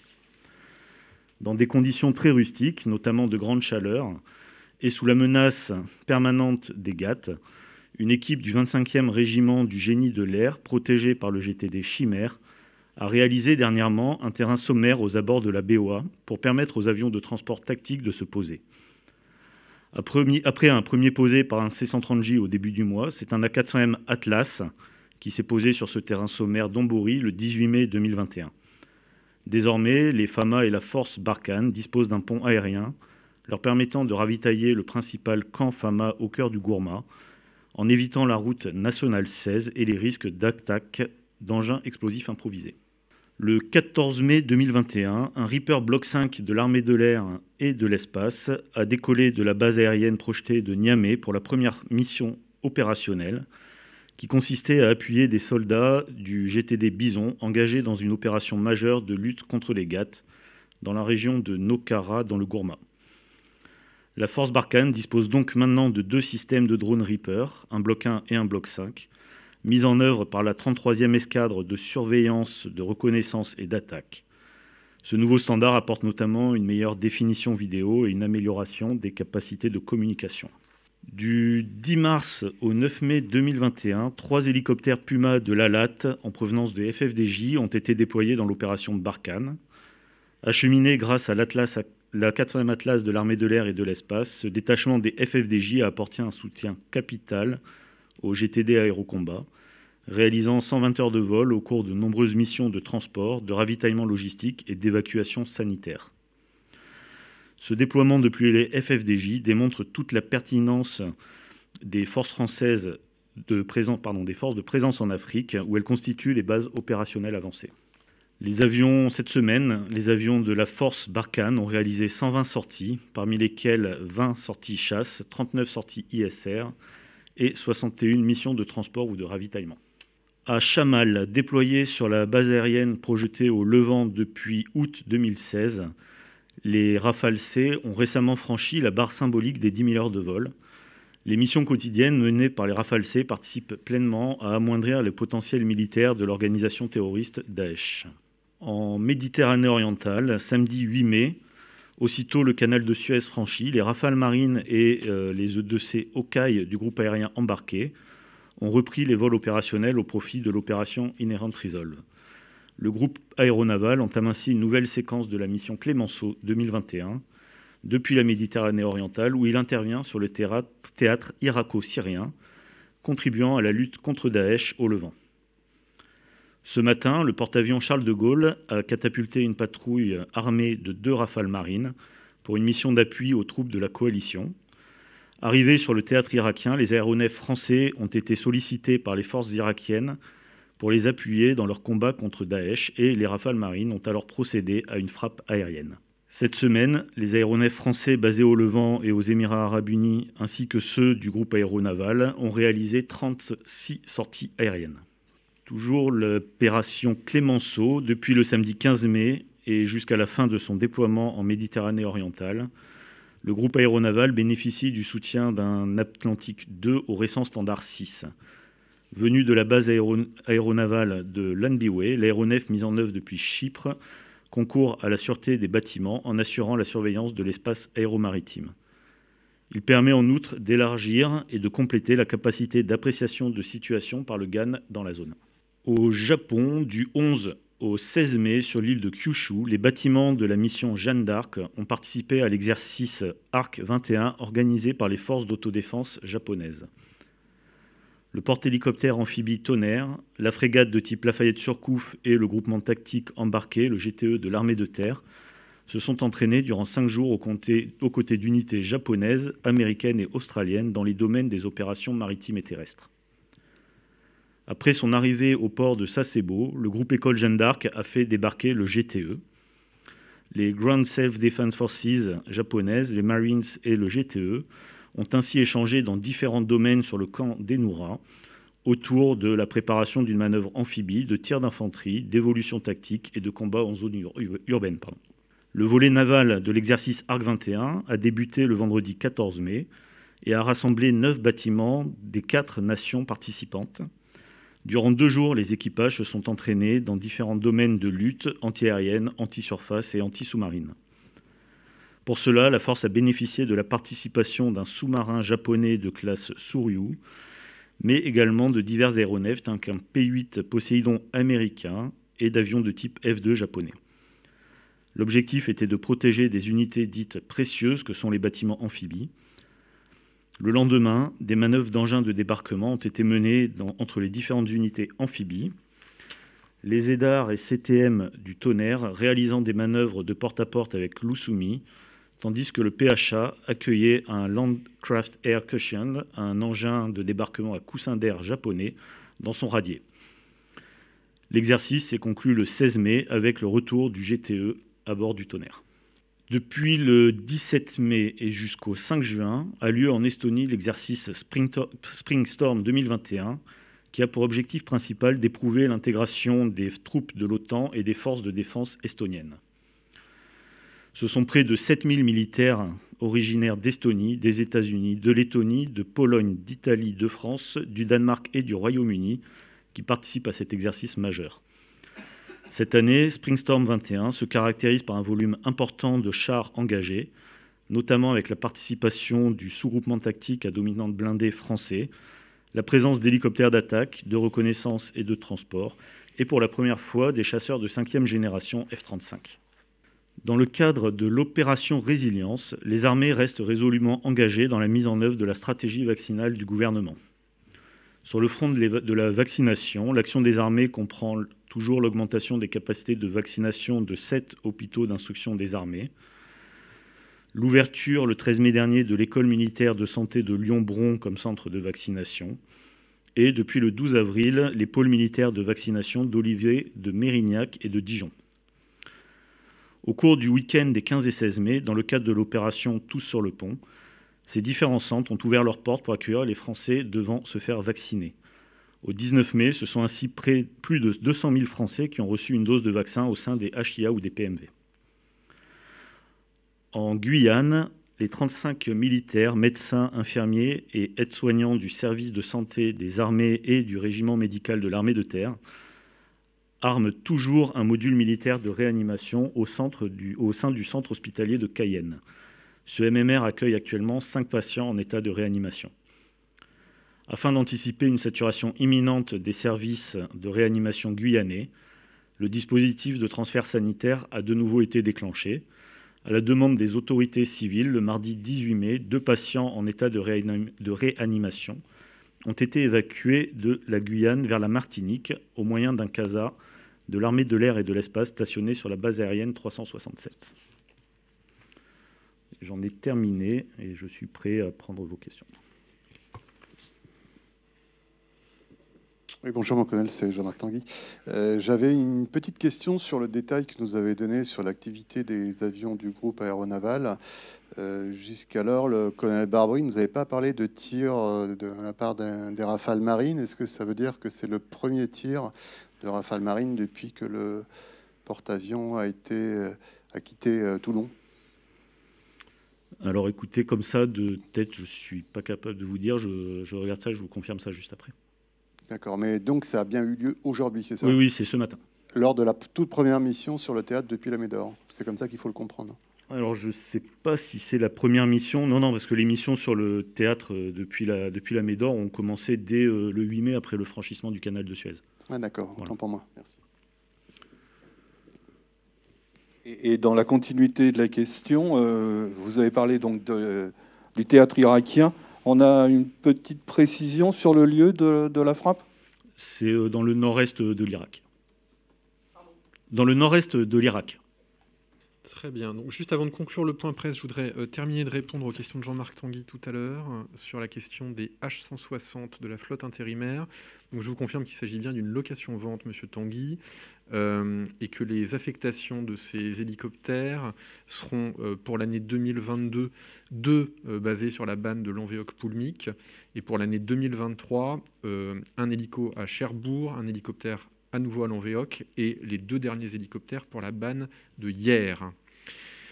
Et sur la question des patrouilleurs outre-mer et des dates d'affectation, je vous confirme que le premier Auguste Bénénic sera basé en Nouvelle-Calédonie en 2023 et le dernier Félix Eboué sera basé à La Réunion en 2025. Et entre ces 2 dates, les dates précises d'affectation ne sont pas encore spécifiées. Voilà pour terminer complètement le topo. Très bien, merci à toutes et à tous et rendez-vous la semaine prochaine. Bonne fin de semaine. Merci.